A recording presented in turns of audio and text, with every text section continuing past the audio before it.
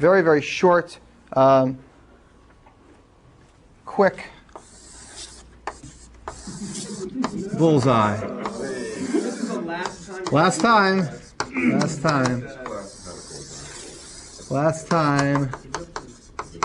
Ellipses. All right, here's the bullseye. And we had this other bullseye at the beginning of the semester, that had regular sets in the middle and context-free languages outside of that, and decidable languages outside of that, and then undecidable and then not partially decidable. And it's like they're two separate diagrams. I never drew them on the board at the same time, for fear that they would insult each other or something. But the truth is, they have to fit in with one another. So where do they fit in? Where do regular sets fit in this diagram? Where do context-free languages fit in this diagram? Where does the decidable languages fit in this diagram? So let's start with the easiest question. If I drew a circle to represent decidable languages, where would it be?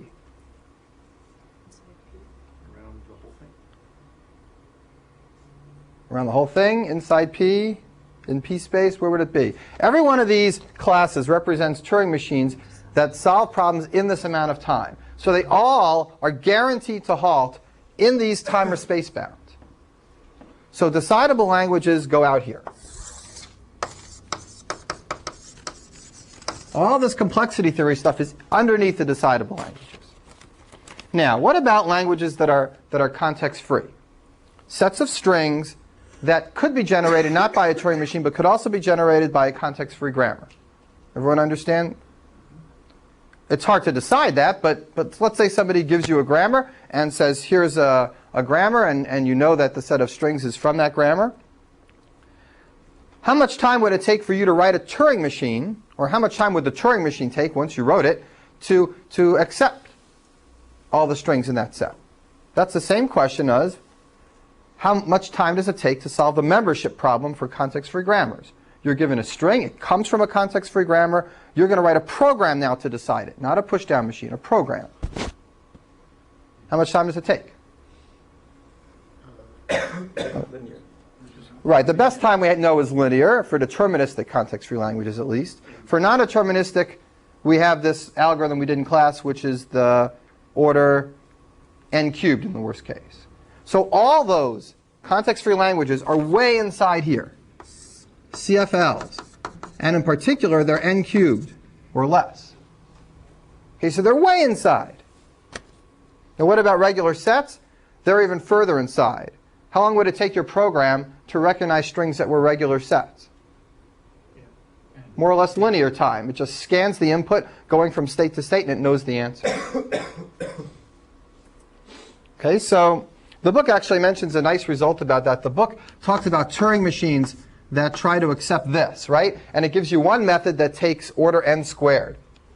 Just a completely random method takes order n squared. You find the matches, you go to the next match, you might scan the whole thing n times. That gets order n squared. And the book tells you a more clever way to do it. They figure out a way to do it in n log n. You can think about that yourselves, how you might want to do this on a Turing machine in n log n, so that you don't actually scan all of it n times, you scan all of it at most log n times. It's not too tough. Think about it. You can figure it out. Look it up in the book if you can't figure it out.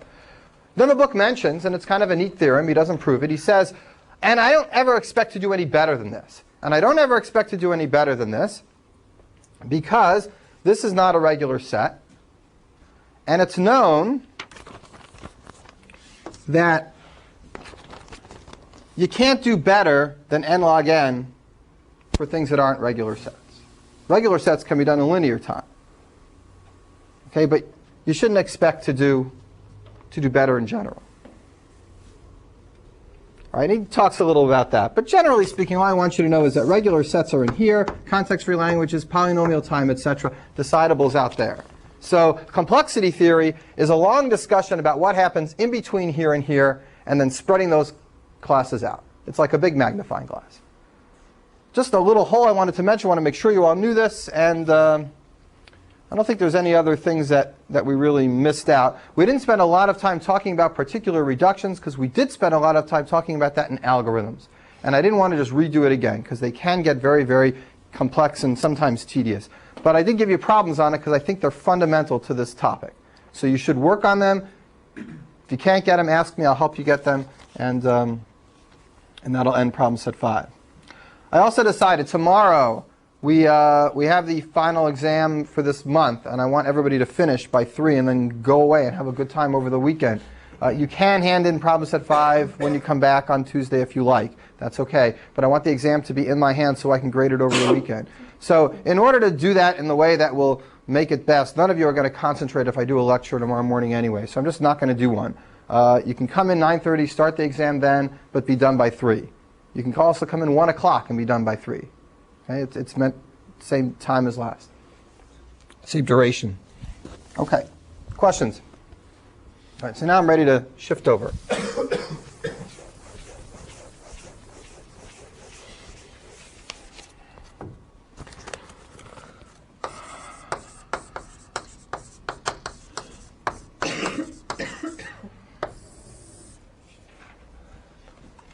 Sometimes called the recursion theorem. Sometimes in more mathematical books it's called a fixed point theorem.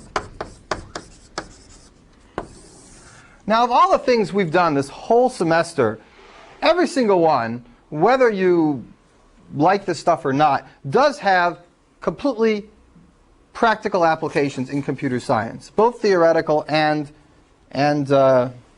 real life. This is just more of a curiosity. You can find a gazillion web pages that talk about it because it's a really cool curiosity.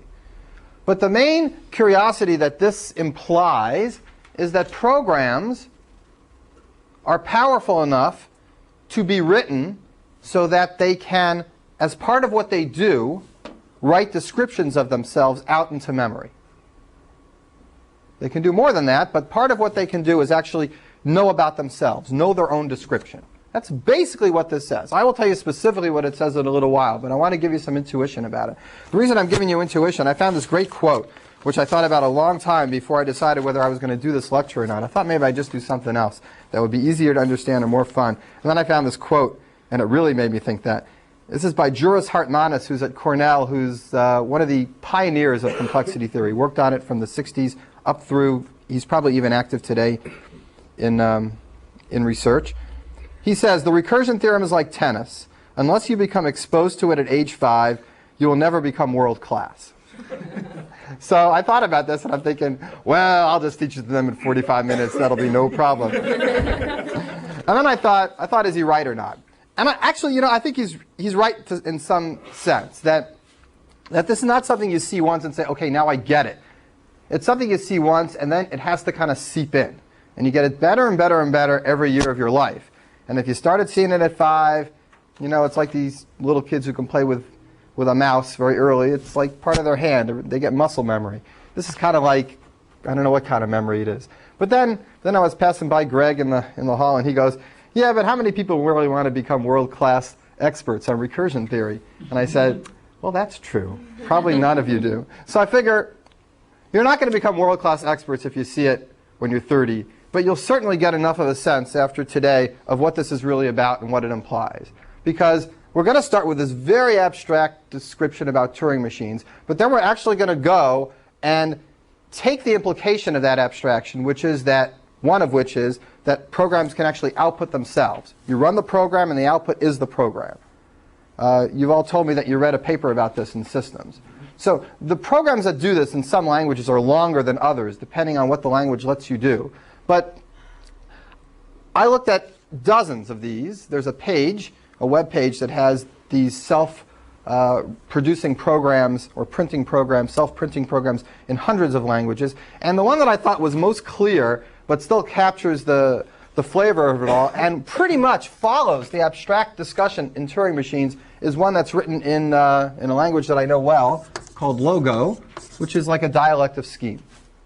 So I brought my little Logo interpreter on my laptop here today. We're going to write this program on the board in Logo, taking the abstract Turing machine explanation as our motivation, using that to help us write the program, and then we'll actually look at it and see what it does.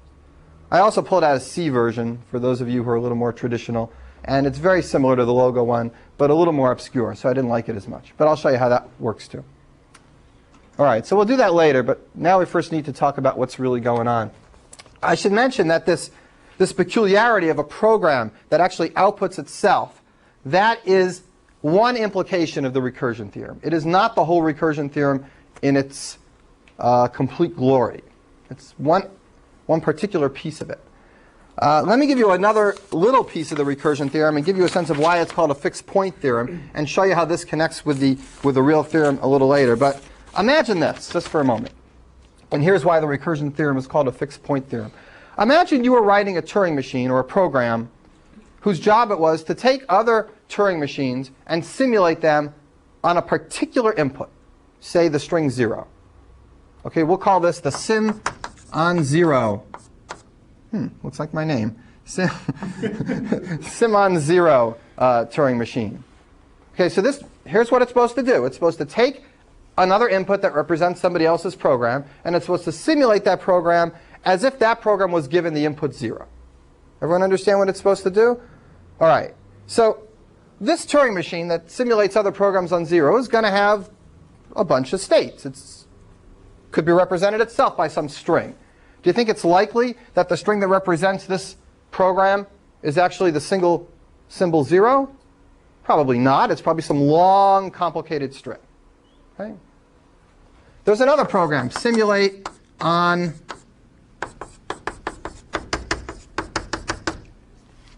this program also takes Turing machines as input, and it simulates them on this string.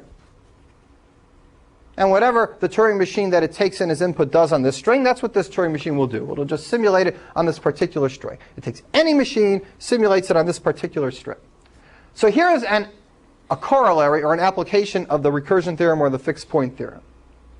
The recursion theorem implies that there's some string that when you write the simulation on that string, that the description of the Turing machine that does the simulation is actually the string itself. Everyone understand that strange thing? Remember I told you we don't think that this simulation is going to be represented by the string 0, nor does this simulation program likely to be represented by this short string. But the fixed point theorem implies, or the recursion theorem implies, that if you write a whole bunch of these programs that simulate other Turing machines on particular strings, that one of those programs, if you look at its description itself, will actually be the string that the other machines are simulating it on. So it's a fixed point theorem because sooner or later, one of these programs that's trying to do one of these tasks is going to be the string itself that the other thing is simulating on. In other words, the Turing machines that it takes in are actually being simulated on itself. Fixed point because this little part ends up being the same as the machine itself. All the others might be different, but one of them, it's going to match. Right? Is that already a little too weird?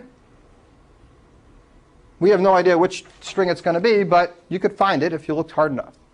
All right, those are some of the implications of the fixed point recursion theorem.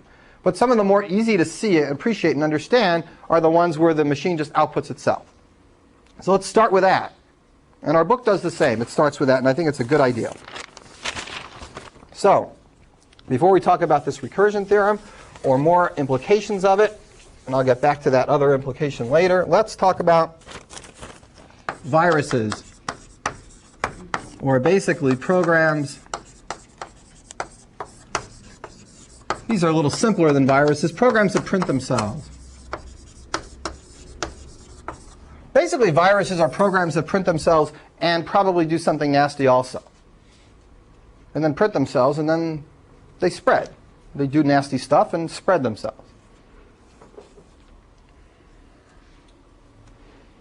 Okay. So we need to prove that there's a way for a program to print itself. And I don't know. Does anybody feel like that's easy? Because every time you try to do this, it ends up being hard. And here's the way typically you start. Print F. Well, I don't know. Print F. Print hello world.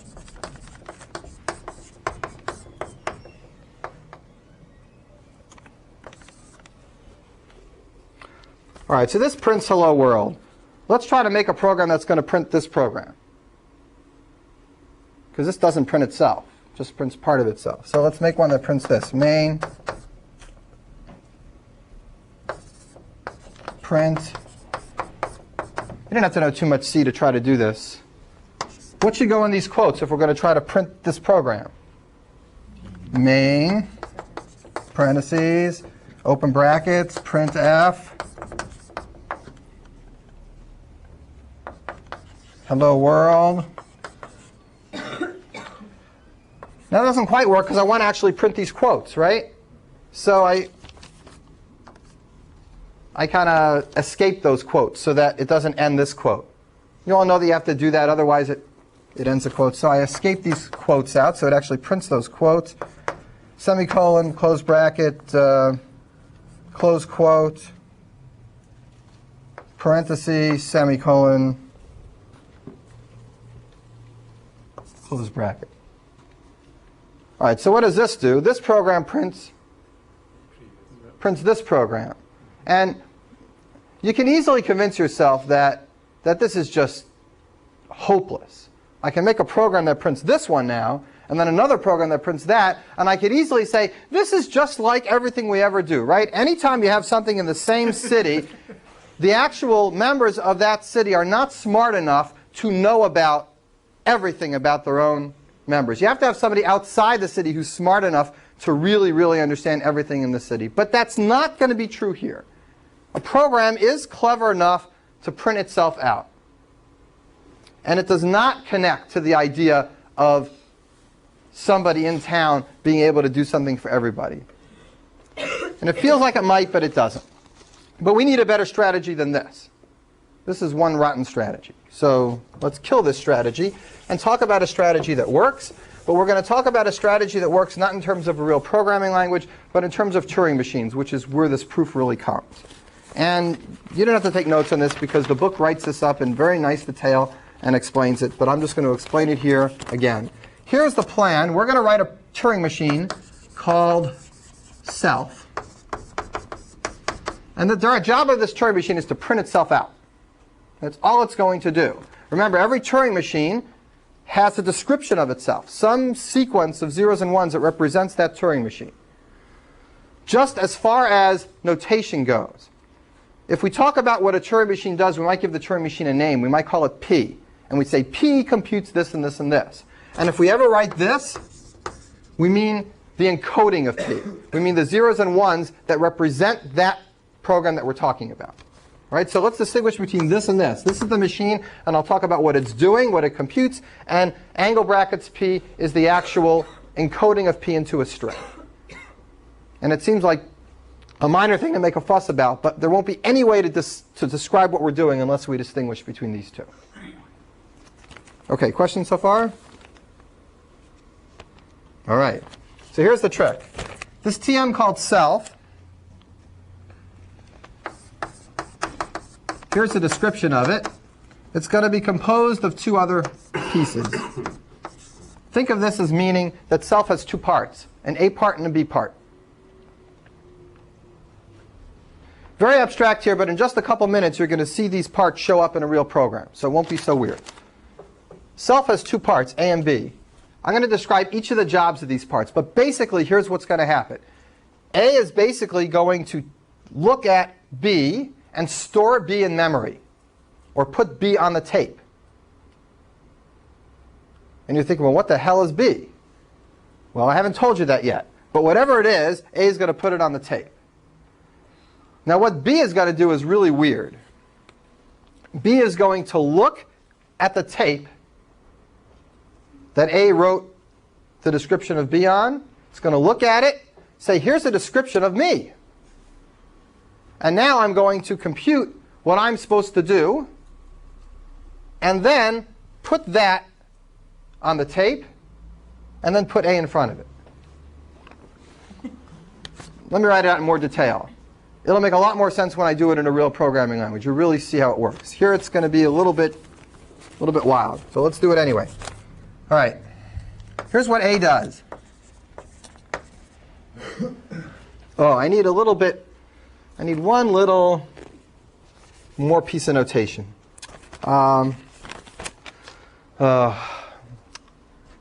I'd like to avoid this, but maybe it's best not to.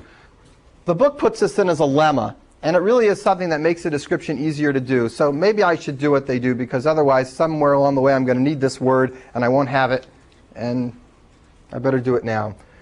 The book has something called Q. Q takes a string W. And here's what it does. It does something really simple. It's not complicated. It's just some notation for describing things easier. Q is a function that takes a string W.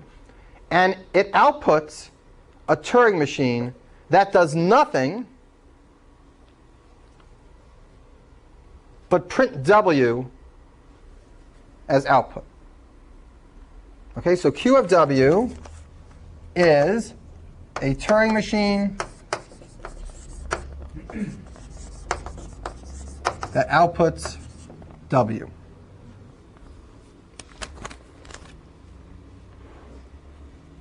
Does it do it for all W's, whatever it is? It's just a machine that... It's just a machine that does nothing but output W. It's a fixed machine. You can put anything into this machine. All it's going to do is output W. If I do Q of 0, 1, then that's a Turing machine that just outputs 0, 1. You're going to think, why do I need this notation? You'll see in a second. What if I stick a Turing machine into this Turing machine? What if I stick in a description of a Turing machine called A?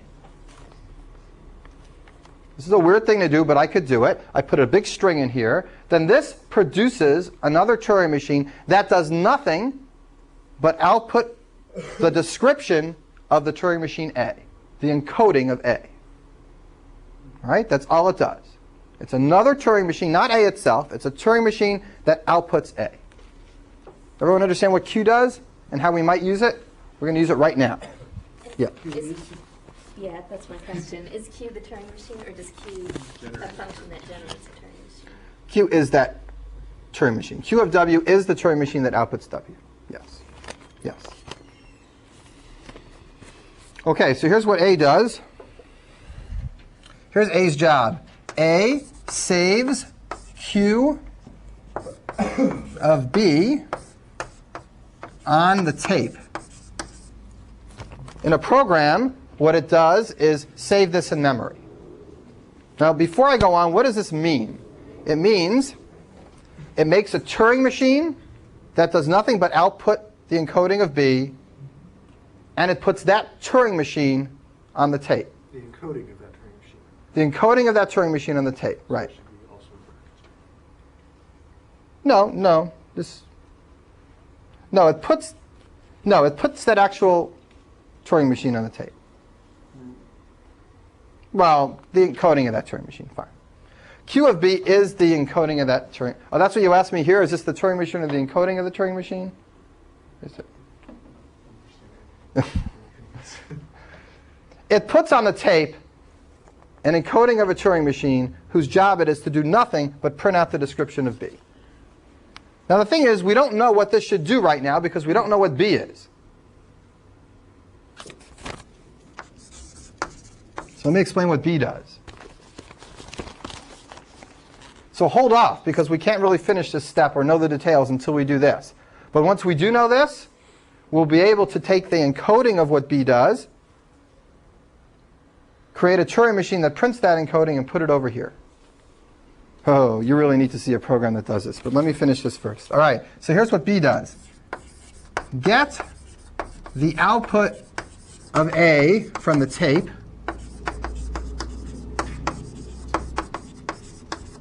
It goes ahead on the tape and looks at whatever A outputted. In other words, what is it getting from the tape?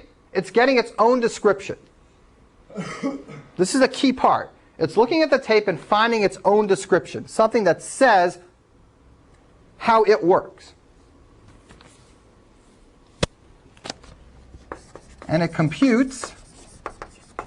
It actually computes this. And in a language, this is usually a 2-second step, usually putting brackets or quotes around something. It computes Q of B, which equals A.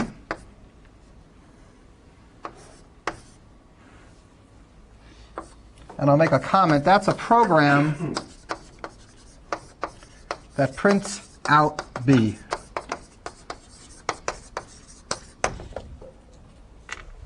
Okay, so it computes this.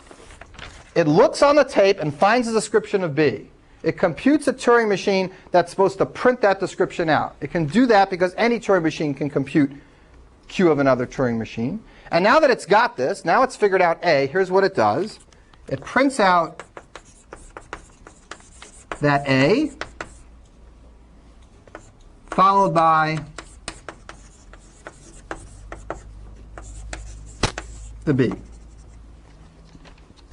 You got to think this is hocus pocus, because it just doesn't look like it means anything. But it really does. And the best way for me to describe to you what it means, instead of sitting here and running through the semantics of this and going back to Q and unraveling it, it'll just tie your neurons in a knot unless you've had 10 years to think about it. Look at it. It's accurate. It's really right. But you'll appreciate why it's right if I show you how to do it in a language rather than on a Turing machine. All right, so let's do that in parallel to this. I will mimic this plan in Logo. Logo isn't too hard to understand. I'll explain the details of it as we go. I'll mimic this in Logo. It'll be a 3-line program, and we will have it work just because we followed this strategy. And then you'll probably learn what this strategy means more by the example than use the example as a particular case of this. You probably don't get this yet, but you will get it when you see the example. All right, so questions before I go on. In parallel to this, I will mimic this plan in Logo. Logo isn't too hard to understand. I'll explain the details of it as we go. I'll mimic this in Logo. It'll be a 3-line program, and we will have it work just because we followed this strategy. And then you'll probably learn what this strategy means more by the example than use the example as a particular case of this. You probably don't get this yet, but you will get it when you see the example. All right, so questions before I go on. Ready to see this example? Then maybe ask a question? All right. So this example is in Logo. We're going to write a self program in Logo. Now in Logo, when you write a procedure, you start it with a word to. So here's the procedure. To self. And here's end. That ends the procedure. All right? Ooh, now what goes inside? There's only 2 lines, and it's going to write itself. It's so cool. It's the coolest thing. I had so much fun playing with this last night. All right. Are you exposing your kids to this? No, I just kicked them downstairs. I said, leave me alone. I got to think. Any 5-year-olds? This is so hard to think about. Do it. Otherwise, they'll never be in one class. That's right. Oh, I see. Well, one of them's not 5 yet. Maybe I should expose him to it. He's only 3. Forget world class. We're talking about universe class. I could teach him the words recursion theorem. That would make him quite a conversationalist. All right. The first thing we do, part 1 of this program, is write some piece of code that saves the description of the second part of the program onto a tape. So here's what that looks like in Logo. You make a variable. Let's call it x. And we don't have tapes in Logo. We have memory. And x is a variable in memory. So we're going to save this description in memory. And we're going to save it in a place called x. So it looks like this. Make x. And right in here, where's my colors? Let's go for purple.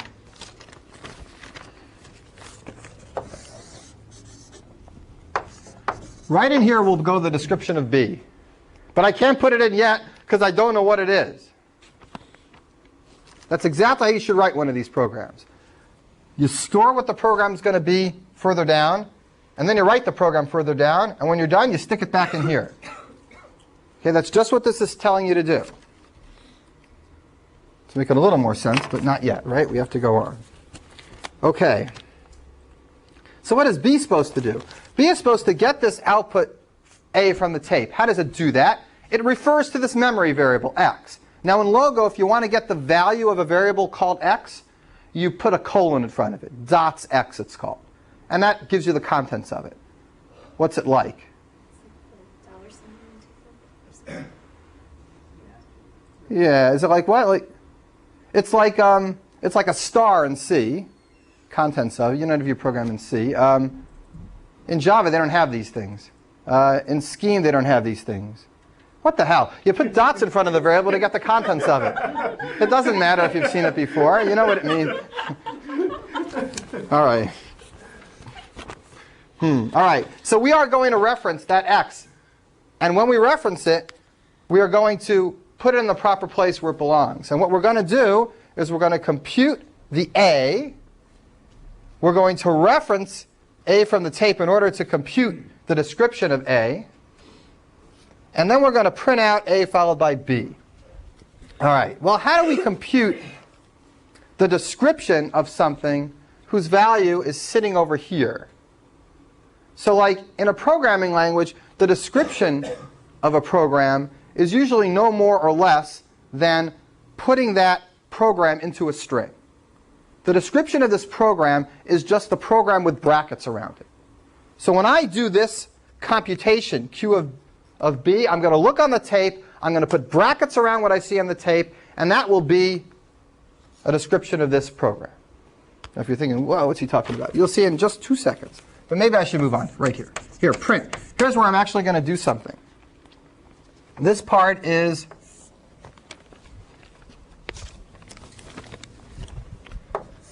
B. Whatever's going to be on this line is going to go back in there later. Okay, this is the second part. Here's what it does. It's going to print out A followed by B. Well, what's A here? Let me circle A with orange, because it's hard to notice what it is. This is A.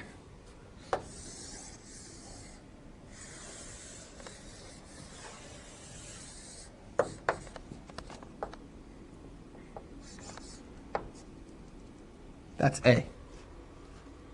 Okay? If I had A all by itself, all it would do is save a description of B on the tape. That's a procedure for A. Now I'm going to write B. What is B going to do? First thing it does is print out a description of A. How does it print out a description of A? It basically puts A in quotes. Now in Logo, there's a particular way to do this. Especially there's some details here. I want this to go to the next line. So these are minor details that depend on the language. But basically, if you do print, it'll shove a carriage return at the end of what you print. And if you do type, it won't put a carriage return at the end of what you do. So I'm going to do print to self. Okay, so that will print out the words to self and then do a carriage return. And then I'm going to type out the words make x.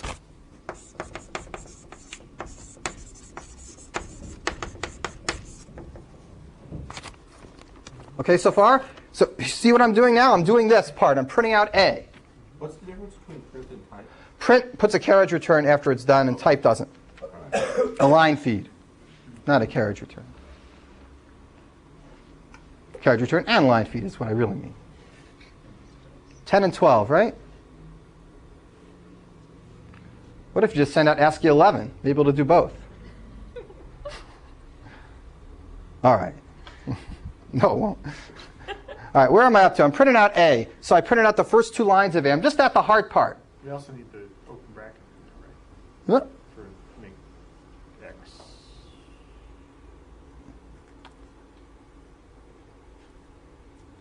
No. We now need to print this part out. Now what is that part? That's the part that's called, what is it? It's the description of B, right? This whole thing with the brackets, including the brackets, is the description of B. With the brackets is a description of B. Inside it is just B itself. With the brackets around it is the description of B. I am now going to right here print out the description of B. Now, do you see here I print out A and then followed by B? In a language it's a little different because B is kind of stuck in the middle of A. You see how A kind of wraps around B? So it's not like you do one and then the other. It's a little bit different than the Turing machine, which would be completely linear on the tape. Here, I'm printing out A. In the middle of printing out A, I have to print out B, and then I can finish printing out A. So right now, I go to this part. I have to print out the description of B. And this is how I do it. I need to just use one long line here, but I'm out of space, so I'm just going to continue on the next line. In logo, you just put like a backslash or something. So there I go. I'm continuing. Print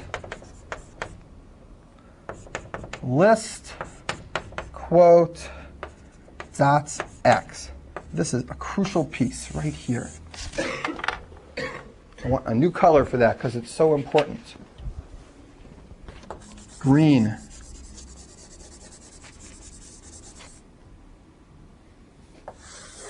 What is that? What is dots x? Dots x is the thing that's stored inside this bracket. It is B itself. List quote dots x is a procedure just like scheme. It takes two things and it makes a list out of it. List doesn't take one thing, otherwise I could leave out this quote. The quote is like a dummy parameter. It's a minor detail. But list dummy parameter dots x turns the thing inside here into a list. So I read what's stored in here and I turn it into a list. So this whole green thing is actually this whole thing including the brackets. Now you're thinking, why didn't I just store it with the extra set of brackets? That would be this horrible infinite recursion. This is the trick. This is the trick where I don't get this horrible, mirror, mirror on the wall, back and forth, back and forth. This is where I go ahead and take the inside and I put the brackets back around it, and now it's just what I want there. Now it is actually this whole piece with the open and closed brackets. All right, so I've printed that out.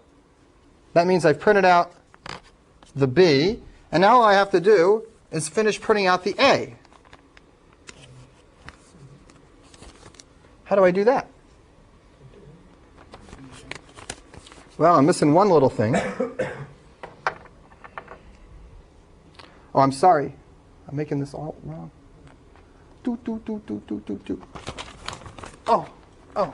I take back the last 2 minutes of what I said. I'm not up to printing B yet. I'm still printing out A. This part is the end of printing out A. I'm sorry. I just said something completely wrong. I said everything right, but I'm sure I confused you because I confused myself. I printed out to self, type, make, x, print. I need to print out this part. This is still part of A. So I needed to look at the thing that was stored there, put the brackets around it in order to finish what was A. It's true that the inside is B. There's nothing wrong with what I said, but in printing out this part, which happens to be B, I was really finishing up the printing of A. Let me say that again. I hate to spend a long time on something and then fix it in 2 seconds and go on and just lose all that time. I'm going to say it again from scratch. This part here is what we call B. It is printing out first A and then B. Here it starts printing out A. To self, make X. And now it's got to print out this part. What is this part? This part is whatever was stored in X with brackets around it. So now it's printed out all that stuff, exactly as it's supposed to be. But now, in order to finish up, it's supposed to go ahead and print out B. And B is stored directly in X. And that's what this is going to be. This line prints out this. X here, the dots X, is B. So this printing here prints this whole thing. This is a piece of A. The piece of A that sits here.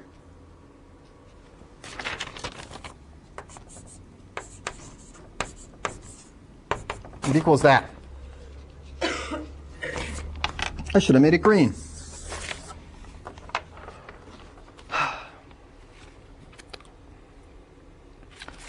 So all this stuff here prints everything up to here. And this little part at the end prints everything inside here, which is this. It's so cool that it doesn't loop forever. It's just really cool. All right, so what goes in here, in the purple? We still need to print and. Well, good.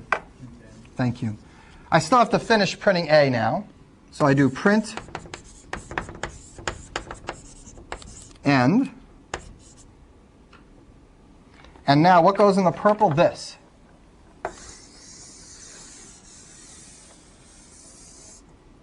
That's B. The purple I just surrounded is B, and that just gets cut and pasted into here. This language is so beautiful to do this in. If I did this in Java, in fact, I'm going to leave a copy of a version of this in Java. It's a holy mess. It's 4 pages long. You got to make a class it's just such a mess. You just can't do it so nicely. If any of you can figure out a way to do it in Java in like 5 or 6 lines like this, that would be really nice to see. And maybe you can because you're more fluent in it than I am. But it's just so beautiful to do it here. Scheme also has a 4-line version. Lots of languages. C, of course, has a 1-line version. Of course, it's 0. Actually, so a lot of people solve this problem by handing in an empty piece of paper and saying, well, here's the empty Turing machine, and it outputs itself.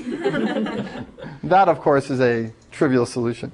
But right, Perl has a 0-character version. C has a 1-line version, but it's 200,000 characters. This is it. The B is here. The B is also here. Inside the B, we print out the A part that goes up to here, and then we print out the B part. It's staring at you, and it's still hard to get. It's so annoying. It really is. You really understand what Hartmanis said when he said you need to see it when you're 5 to really feel like you completely get it. I mean, there anybody can say I don't get it, right? I mean, there's a million things I can tell you about Turing machines, and maybe you get it, maybe you don't, but who's to check? I mean, how can I really check? I can give you a bunch of homework and get a sense. But here, I mean, I'm going to type this in 3 seconds. Either it's going to spit itself out, or it's going to not. And it's going to work. So it's just so neat. And you can watch it go step by step. Well, you can tell I like this, but I really do. It's really cool. Is this the strategy that they all use that reproduce? They're all based on this idea. All viruses use this too? The part of them that reproduce themselves use this or something which you could probably guess is isomorphic to it. I don't know. I mean, I'm no expert, hack into every machine I feel like hacking into. I mean, maybe somebody's got a more clever idea of how to reproduce itself, but this is kind of the standard way to reproduce yourself. And you know what's interesting about debugging this? I mean, I spent a few hours last night debugging these things. Every time you make a mistake, you have to change 2 things. Right? Every time you change this, you got to go change that. Otherwise, it doesn't turn out right. So it's very interesting. It's not at all like the programs you're used to working with. It's like you have threads not in the execution of the code, but in the text of the code. And you have to keep them all consistent. Well, what the hell does that mean? Shai, the other thing with viruses is they don't want to look the same when they reproduce themselves. Oh. Part of the point is that they don't have the same signature, because that makes them too easy to find. Right. But I can make this, actually, and I'll tell you in a second. I can make this reproduce itself with a different last line every single time. That's what the recursion theorem really says. It says that you can do anything you want and have the program that's doing it output itself before you do it. That's what the recursion theorem really says. This is a special case. This is don't do anything after you reproduce yourself. The recursion theorem says you could always write a program to do anything you want, including nothing, and before it does it, it reproduces itself. I'm going to say that again, because that is the recursion theorem.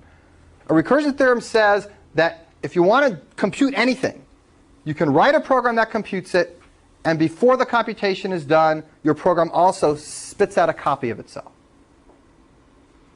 So that's what Michael's saying, and that's what viruses really do. They don't just make a copy of themselves, they make a copy of themselves with some other side effect behavior and with some other signature, which makes them harder to detect. Yeah, it's a good point. And we're going to do an example just like that. Yeah.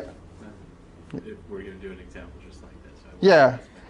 And I'm not going to write it on the board. I'll show you it on the screen, because it's really easy to do. But before I do it, I need to go back and write down what the recursion theorem really is formally, because I've just been blabbing about it, but haven't written something formal there. Yeah. Is this like a deep ID in computing? Does this go someplace? It seems like it should. It's like Yeah, well, it's just sitting there in chapter 10 all by itself, which you're not. No. I would say that if you think of computer science theory as these interesting things, that spiral around and intersect with themselves and spin out interesting applications, and here's compilers, and here's something else, and here's interactive proof systems, and I think this thing just stays by itself in a little island going round and round and round and round. I think in mathematics and recursive function theory it has a lot of applications, but I don't really think that it has a lot of applications in other areas of complexity theory. It's very much a self-contained thing relative to the other stuff we're talking about. And we could have completely left it out of this course, and you would have still had a lot of the basics. In terms of like living things and machines? I'm just too stupid to understand that. I don't know. I mean, no, I'm serious. It's probably some kind of deep idea. Look, we're going to do something in a minute, which is a lot more rigorous than thinking about whether this is a deep idea, and I can barely really get my hands around that. And I'll show you what I mean in just a few minutes. I mean, I don't know. I don't know. Now here. Yeah. Oh, sorry, Erica. Is the reason why you can't print out the brackets in the green box because you'd end up having to backslash them or something, and that would make the whole thing impossible? Oh, I mean, if I actually went ahead here and tried to do brackets dot x. That's just a language peculiar. This generates its own brackets. Now there'd be quotes if there were brackets. If you wanted me to do an open bracket and a closed bracket around this and quote them out, that's basically what you want me to do. Well, that's what I'm saying. If you had to quote them out, then you couldn't end up ever making the thing in the brackets up there the same as the B. Because there would be brackets in here that would be quoted out. Right. And then I'm not sure what happens when you put quotes inside these brackets. I think we might actually, I'm not sure if we could do that. Oh. And I would be happy to actually try to play with it on the screen when we get there. Or maybe if the whole class doesn't want to, I can show you later and we can see if it works. I don't know. I mean, I'm not sure. Okay. This worked and I was glad, so I didn't fuss around. I did try a bunch of other things that didn't work. And every time I went too far down a thread, I'd look at my watch and realize, oh, I got other things to do. I can't spend, the expected 8-hour thread here playing around with this cool thing that I just started. There's a lot of things to try. And I think I would understand it a lot better if I did try a lot of things. Put it this way. I thought a lot about giving this lecture without this stuff. And then I completely decided it was impossible. I really think you have a chance if you see this. And without this, there's just no chance. But with this, it's really worthwhile. Not world class, but still something cool. How's that? A little better? All right, anyway. Best we can. Here is the file. It's called self. Whoa, that's ugly. All right, here's the program that we just wrote. Let me separate it from the other one. Forget about self C. I'll do that in a minute. But here's self. It should be identical to what we wrote here. Right? Make x, print to self, type make x, print list, quotes x, print end. And then the thing at the second line is identical to the thing at the first line inside the brackets. You should be able, in fact, that's how I wrote it. I wrote the second line and then I just cut and pasted it into the top, just like I described to you there. All right, so now we hit this F2, we define self. I'll put this back up there so we can see it. And now I'm going to, down here, I just run self by typing it in. And there it is.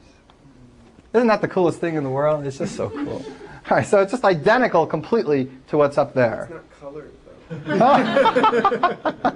though. I knew I should have turned that damn color off.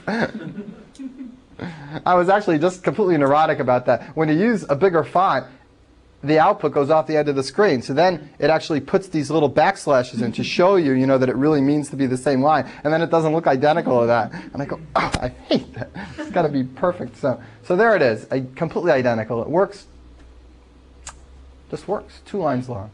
And it's so much like the way the Turing machine does it. It's so easy to see what's going on compared to the C version, well, the C version's pretty good too, but compared to the Java version. The little quote in front of the X and make it. Is that just a logo thing? Yeah, you quote something so that it doesn't get evaluated. You know how in Scheme everything gets evaluated and you put a quote in to stop something from getting evaluated? Same thing in Logo.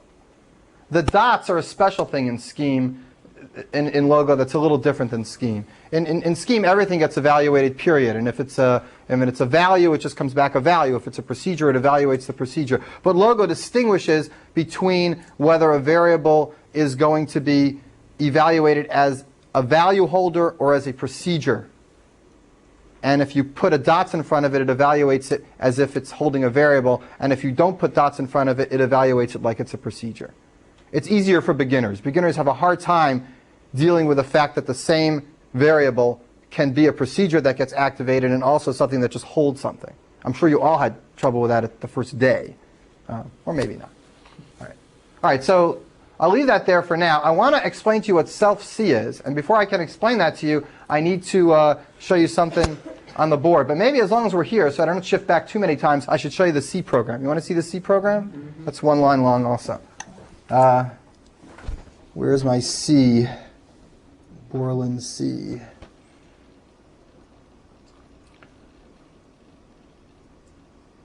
Oh, that looks like hell. Oh, this is it. Oh, it remembers what I did last. How do you like that? All right, so look at this. Oh, you can't see this. Can I make this bigger? I don't know how to work this C so well. View. It's going to be buried. Options. It's going to be buried under options. Go back to options environment.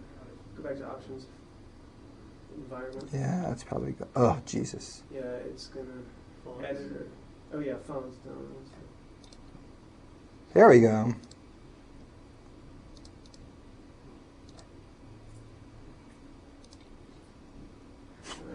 Oh, what the hell. All right, if you can see it or not, there it is. It's the whole program's one line long. And look at it. It's very much like what we just did. The first line, the char star s, is a way of storing the string s. That's like make x. And it stores the whole program up until the point where you need to print out essentially the bracketed version of A. And that's done. Do you see the part where it says the first printf S34, S34? Mm-hmm. It's done right there, and it's put in, where is it? This is a little harder to understand. That part gets associated with a %s. That's a little formatting string. And the %s prints that part out as a string. And then that part gets printed out. Ugh. I didn't get that right. There it is. Look at the part at the end. That's the part that actually does printing. First it prints the first string, then it prints a quote, then it prints the string again, then it prints another quote. It's embedding it in there. Right. That's right. The 34 replaces the %C. That's right. That's right. Those, right. Right. The last three things there go in the middle of that string. It's a little bit messier than what we did before, but it works just as well. How do I run this damn thing? There. Let me do that first. I think that hits a breakpoint so you can actually see this. No, I guess you can't see it. Can I stop that? You've got Well, now it's okay. Now it'll probably work. Hello? It's running, but there's no... I want to be able to see it. I can stop it at this point if I hit a breakpoint here. You had it there before. Let's try again. Yeah, go down to the box. Oh, there it is. It's there. I just didn't... Yeah, but you have to run I have to run it the first again. step. Yeah. You have to run the first step. I think it's there now. There it is. There. Okay? So there's the program that prints itself out. There's no return. No. There's no return there either. No, there's nothing. There's the include. That's too low. Oh yeah, I could. You know what? Just added slash n there. No, I needed to put some 10s in there, or I didn't bother fixing that. The actual version I had didn't have the include standard io.h because it was just done on a Unix system, which just has that in there automatically. And then I did it on this, and it said I don't have the right library because it's C++, and it didn't let me. And then I put it in, and then I realized I didn't have the carriage return. It's an exercise to put in the carriage return, but I didn't have the half an hour that it was going to take me to debug it and do it. You might want to stare and figure it out. It isn't too tough. But whatever you change, you got to change in 2 spots. So there's a C version. Want to stare at it for a while longer, or should we? I can give you a copy of it. Record for the smallest program. Oh, people are very interested in things like that. There's a function. Everybody wants to write the smallest one in their language. You know, the thing is that you have to be really careful not to write a fake one. Here's an example of a fake one. This is a basic program. List in BASIC is kind of like an operating system command which lists a program's listing. So it's fake because it's using the operating system's ability to read this program and print it, rather than the program itself knowing about itself. So when you try to get really short ones, you want to exclude things like this that are cheating. And there's a lot of ways to cheat. I want to go back and put the logo thing back on the screen and show you what that second one is and tell you what the recursion theorem really is. So now we're going to shift back to the board for a few minutes. Are there questions so far? Is it okay? Good? Decent? All right. Let me write down what the recursion theorem really says in real life.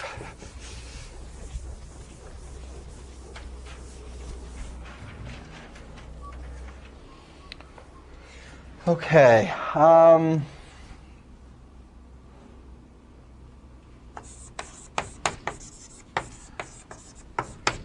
going to talk about a Turing machine called M, and M is going to take two inputs and do something with them. This is going to be abstract again, but I'll give you an example in a minute to make it clear. This is the thing that he said you need to see when you're 5 years old, so be patient.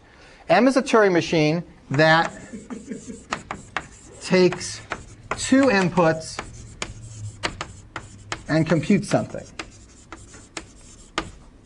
It can be anything.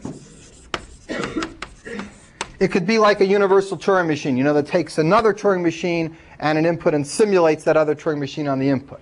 It could be a very simple Turing machine that takes two inputs and just concatenates them together. It could be a Turing machine that takes two inputs and adds them together in binary. It can be anything. So let M be a Turing machine that takes two inputs and computes something.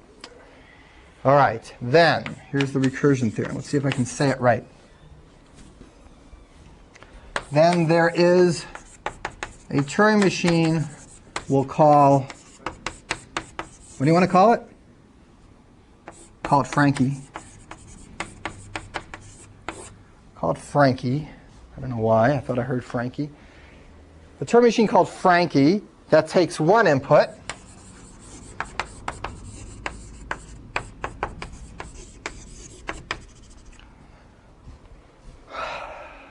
Okay, and here's what Frankie does. Frankie of x equals M of Frankie comma x.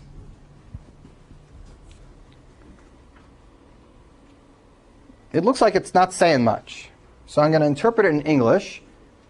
I'm not going to go through a proof. The proof is very similar to the construction of this. Extremely similar. You will gain nothing by me going through the proof and going through this again with one little extra step at the end. So the proof is in the book, and it's very similar to this. But I do want you to understand what it says. So it says, you come up with a Turing machine that has two inputs and computes something. I can come up with a Turing machine, some Turing machine, that has only one input. And if you give it that one input, it'll do what the original Turing machine did, assuming that its first input was exactly the description of this Turing machine. What does that mean in English? It means that this Turing machine, Frankie, is computing what this Turing machine did, but has automatic access to its own description. And it uses it that way. So that's kind of a weird way to put it. Let me do an example. You'll get it with an example. Let me get rid of this.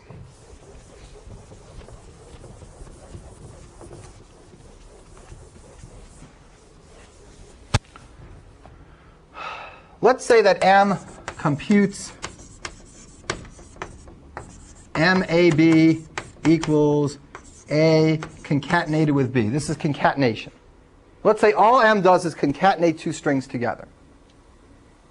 Then what this is saying is that there exists some program called Frankie which takes an input, and what will it output?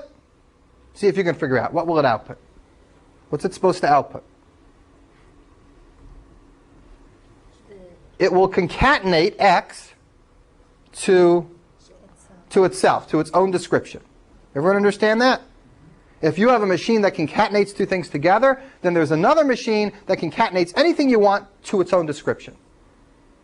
If you have a machine that adds two numbers together, then there's another machine that takes a single number and tells you the sum of that single number and its own description.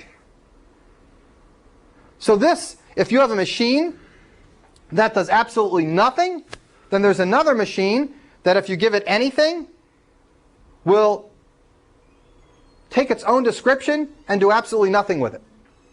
That's what these self-printing programs were. Those are special cases of this theorem. Okay? Let's do one more example besides concatenation. Let's do M computes. M is the universal Turing machine. How about that? That means M of AB simulates A on B. Okay, it assumes it gets a Turing machine and it simulates it on B.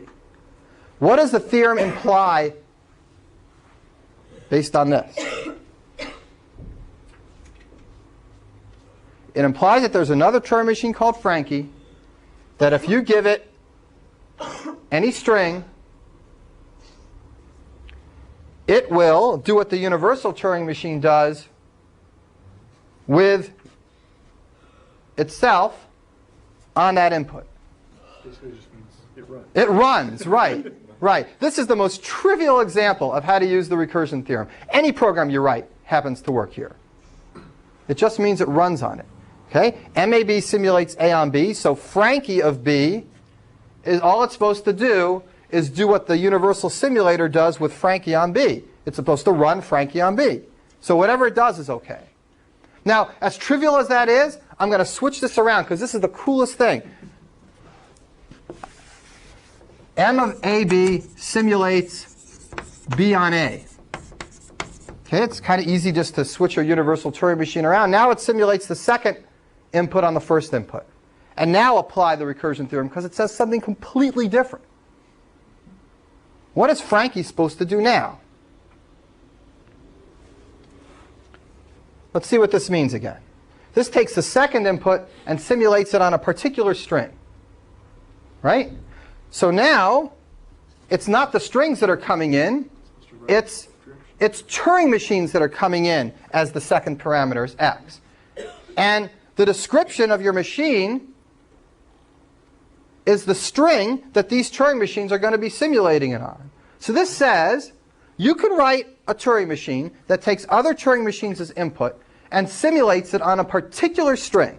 Remember I said this at the very beginning of class? You can take a Turing machine and set it up so that it takes other Turing machines as input and simulates them, say, on the string 0. You can write a Turing machine that takes other Turing machines as input and simulates them on the string 1110111.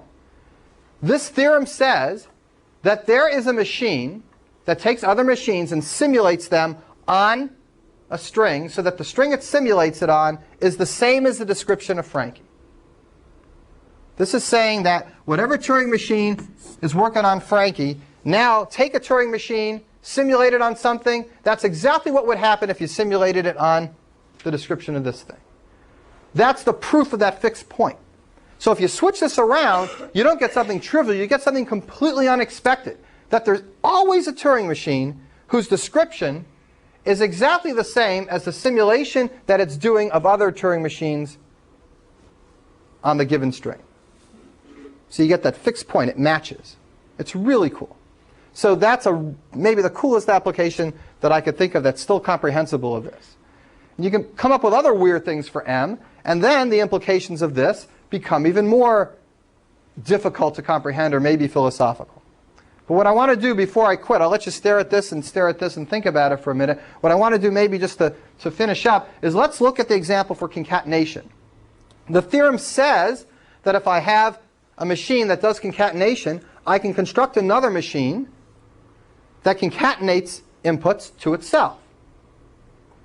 The proof for that is very much like the self-printing proof we did, except you tag on a little bit at the end and you make sure that you keep track of it in your self-repeater. So let's look at it. Look at this program right here. This program is called self-concatenate. It takes an input this time. It takes a string. And the idea is that it's supposed to concatenate this string to the description of itself, thereby showing an example of this theorem. It's very similar to what we started with. The only thing I do differently is at the very end, after I print out the word end, I print out, see right here? I print out the string. I concatenate it. But look how much I have to change just to put that one line in at the end. Every place that I refer to this line with a parameter, I have to change it. So self-c.string, self-c.string. I think that might be, is that the only thing I have to change? Well, the end, the print string must be at the end of that. And, oh yeah, I got to go off the edge here. And right here is a copy, as I said before. Shit. Come on. Come on. Come on, stupid machine. The print string must be at the end of that. And, oh yeah, I got to go off the edge here. And right here is a copy, as I said before. Shit. Come on. Come on. Come on, stupid machine. Go up arrow once and then go back. I'm just making this font a little smaller.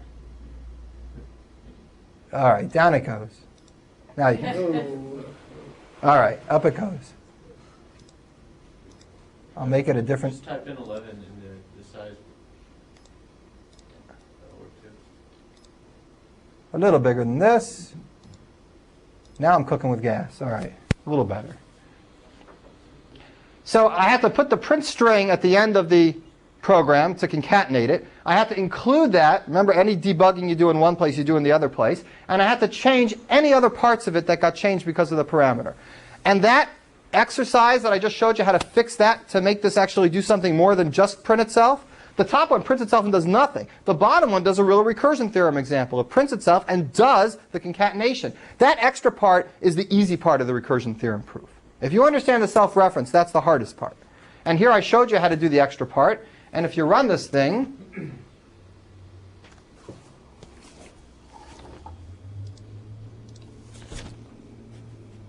self-C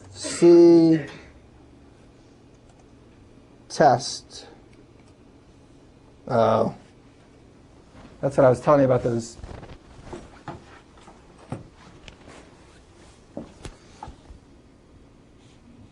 Sorry, I'm going to do this one more time with a smaller font so you can really believe me.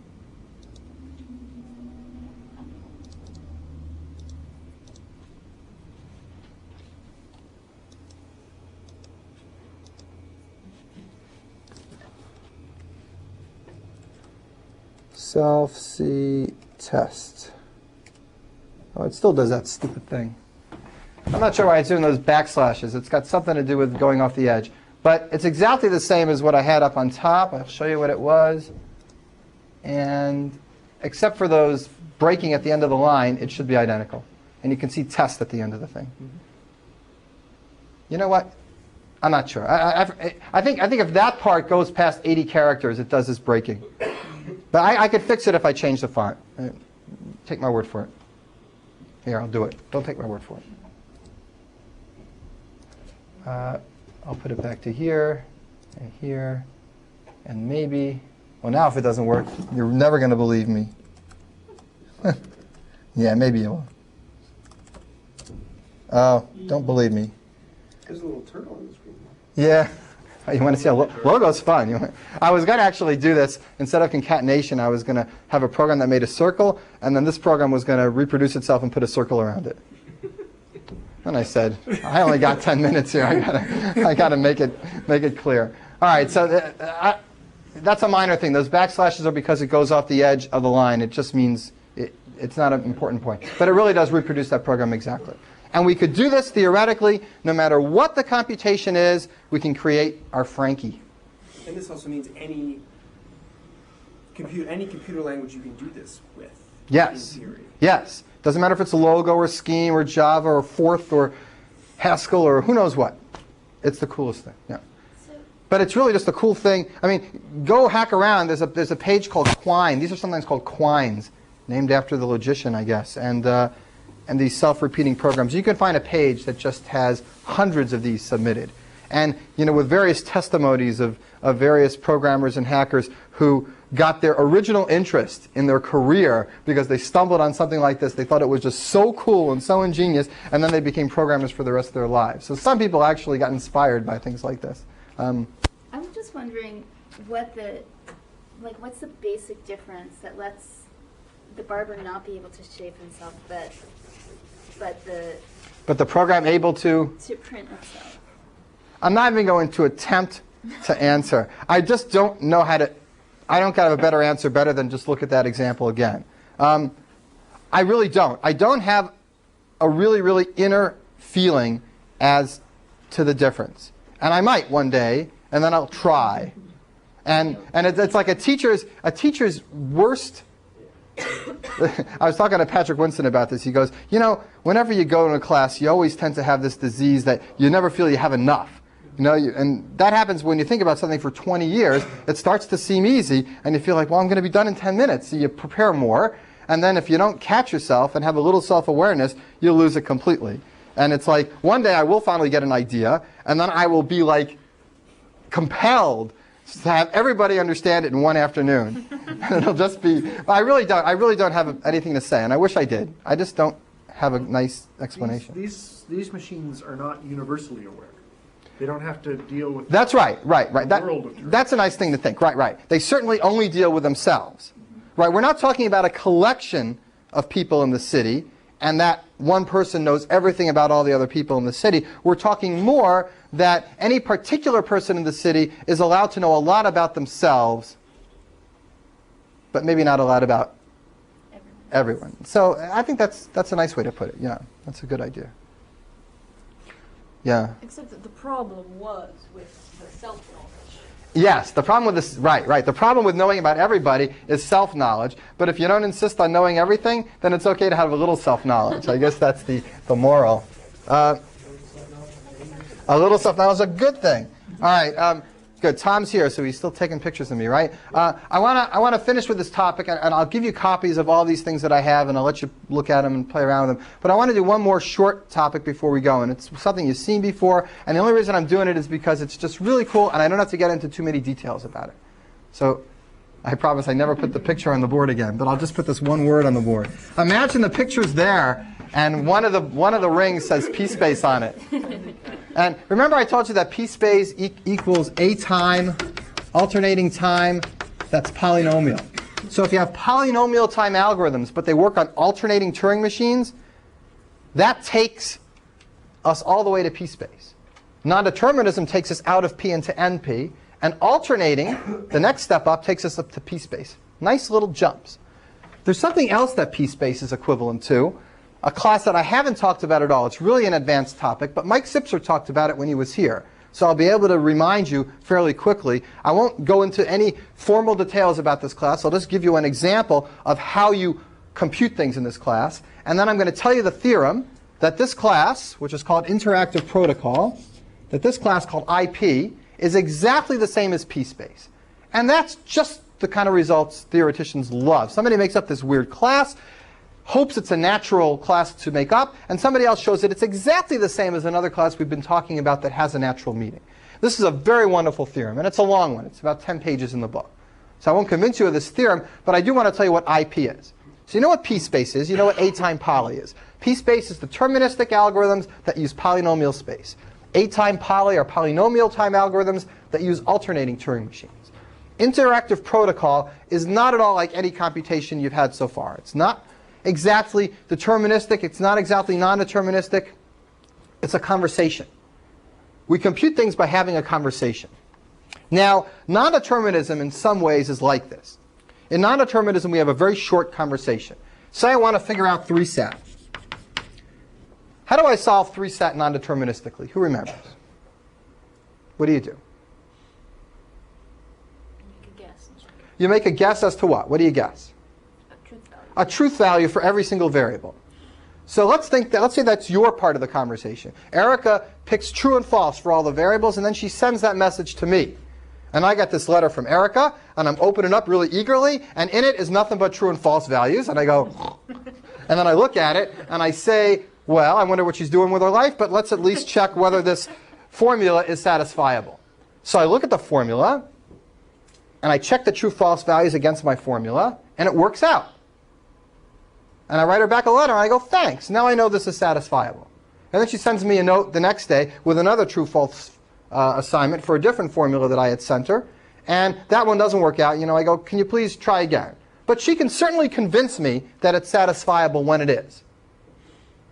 All she has to do is guess a way to do it, and I can evaluate that in polynomial time. So my job is a polynomial time evaluator or verifier. And her job, I don't know how she does it. She has superpower. You know, I don't measure how much time she takes. Her job is to convince me of these things.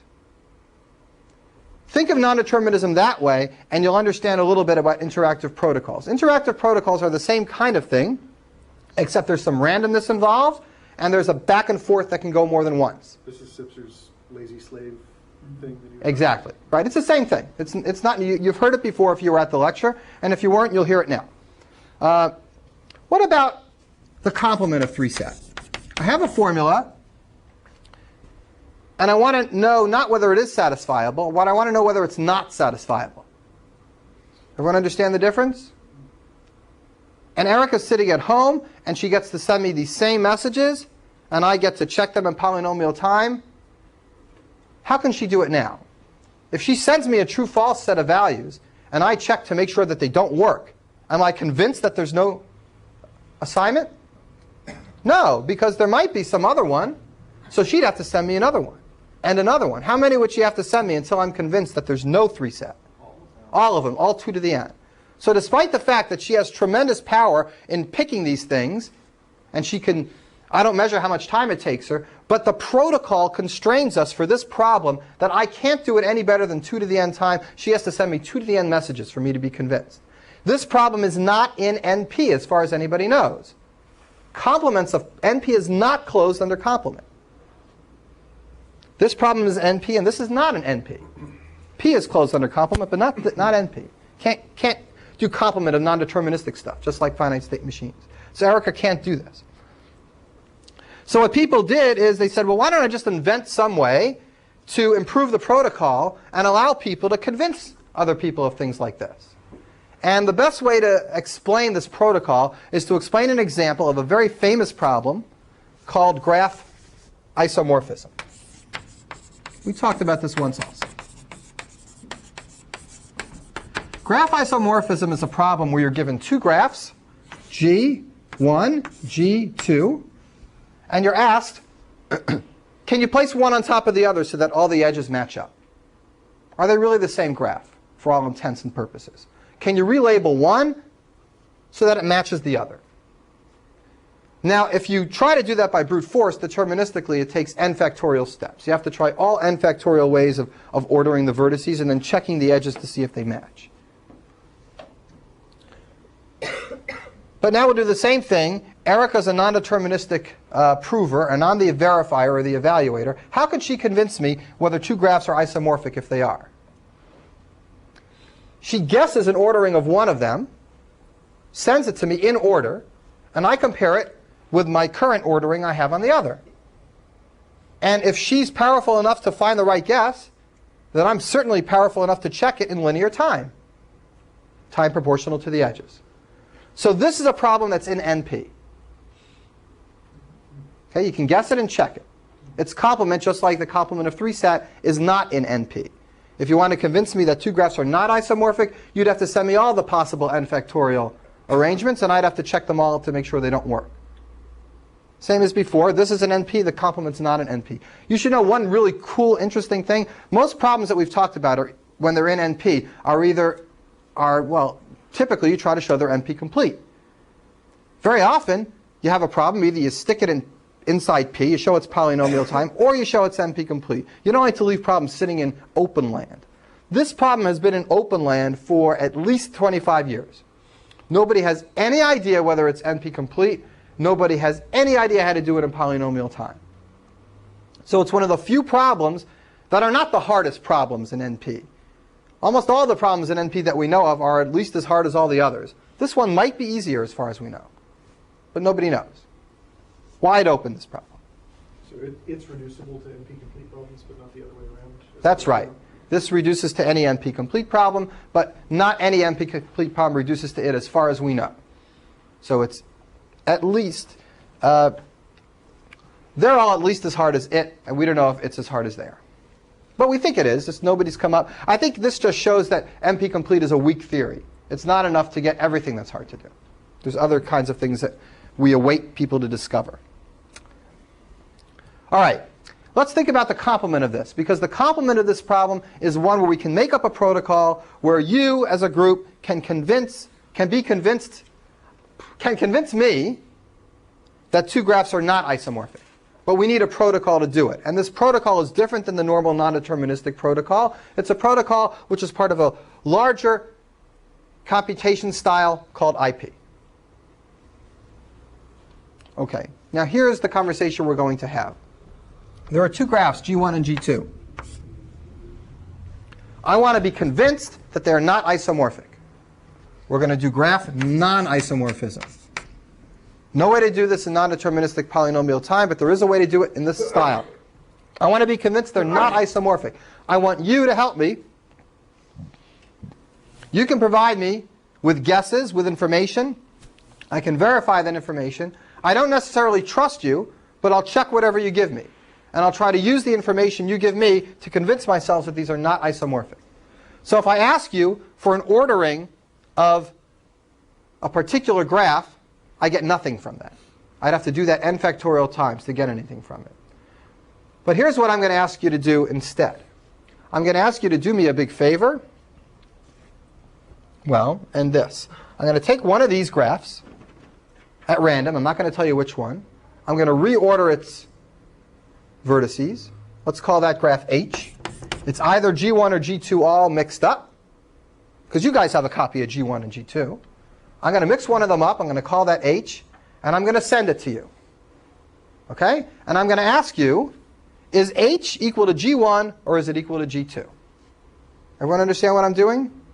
We'll see why I'm doing this in just a moment. But make sure you understand the protocol. So we can have a conversation back and forth now. I don't just wait for you to give me information. I give you something to do, and you give me back information, and we go back and forth, and there's some rolling of the dice here, too. The rolling of the dice is that I rolled some dice to decide which one of these I was going to send you. I get to do random stuff. You don't get to do random stuff. I get to do random stuff. So I pick this randomly. It gives me power to do random stuff. It's amazing how much power it gives me. I pick this randomly. I hand it off to you. I randomly redistribute the nodes, and I say, which one is it, G1 or G2? And you sit there, and I don't care how much time you take or what you've got under your sleeve. You're going to give me some answer. Now let's say it's really G1, and you get it right. You say it's G1. Well, you had a 50-50 chance to get it right. So that's not a very big deal. But let's say I randomly choose back and forth between these two, and for 50 times in a row, you get it right. The chance of that happening if you did your guess randomly is 1 in 2 to the 50th. That's the chance of you getting every one of those right. So there's no way you're getting it right randomly. If you're getting these right, if I have a 50 mail back and forth with you, and you get it right 50 times in a row, I can be certain, virtually certain, not certain, virtually certain, 99.999%, with only the teeniest chance of an error, I'm virtually certain that you did not randomly just pick G1, G2 and send it back to me. Well, how could you know whether it's G1 or G2? If they get it wrong, that means that they're isomorphic. No, it doesn't mean anything if they get it right or wrong in a single time. If you send them G1 and they match it with G2, they're matching it with H. Yeah, they're picking. They're saying that H came from G1. Yeah, but what if they show it comes from G2? Doesn't that mean that G1 and G2 are equal? Yes, it does. Yes, okay. Yes, it would. Right. So let's think of the possibilities here. Let's say these two really were the same. Then how would this protocol go? I pick one of them at random. I send it to you guys. And you tell me which one it is. You can try your hardest to mess me up. But how are you going to possibly know which one it was if these two are exactly the same? The best you can do is random then. So what you asked, Neil, what if they're the same? What if they are the same and I do my protocol? Then I will never expect any answer better than random, because you don't know which one it came from.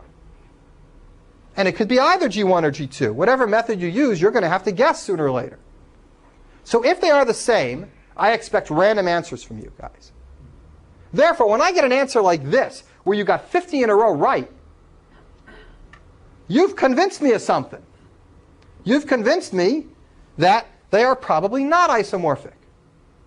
When they are isomorphic, you can try as hard as you want, and you'll never convince me of anything. But if they are not isomorphic, you can definitely convince me that they're not isomorphic by getting the answer right a lot. So this protocol is different than non-determinism. For one thing, I have random choices that I can use. Flipping a coin, and that gives me a lot of power. For another thing, I get repeated conversations, not just a one-time letter. We get to send letters back and forth 50 times. It's the repetition of the letters and the use of the randomness that gives this protocol more power than NP. And completely fascinating and interesting, it picks it up exactly one complexity class, moving it from NP into P space. Everything you can do with this protocol, you can write a deterministic polynomial time algorithm that uses polynomial space algorithm. And if you have a polynomial space algorithm, you can come up with a protocol, a conversation like this, which solves it just as well. They're equal. So that's one of the really beautiful results in complexity theory. And this is new. This is not new. It's 10 years old, probably. Certainly within the last 10, 15 years. OK, I'm going to quit with that. Other questions about anything?